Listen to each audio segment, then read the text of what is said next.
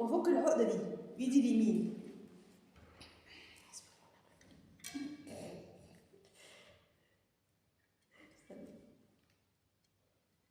لا اله الا الله محمد. يا نهار اسود، ليه كده يا ماما؟ ليه يا حبيبتي؟ ليه؟ ده احنا اخوات. يا لهوي يا لهوي على ايه ده، انا كمان بزودها لك زياده.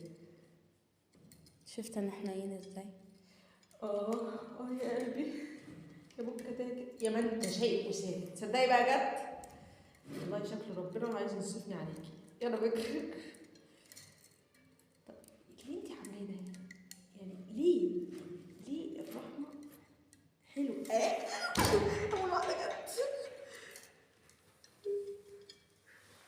ما جتش انا مش هدفع المكان ده تاني. انتوا اصعب من الكتابه بكتير.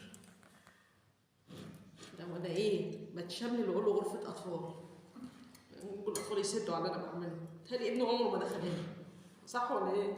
عمره ولا يعتبها ولا. انا بعتبها، انا بقعد العبها. جت اهي فكيتها. فكيتها وايديها اليمين وحسبي الله ونعم الوكيل. بالنسبه لدي ممكن ما عدهاش بقى عشان خلاص احنا كده خلاص. فك عادي. والله العظيم اصعب حاجه في الحته دي هي دي. خلصنا خلاص. مفيش خلاص. تاخد واحدة تالتة بس أنا عايزة واحده ثالثه فين؟ هي أسهل واحدة أصلا، هي دي بتبقى ملابس ريحة.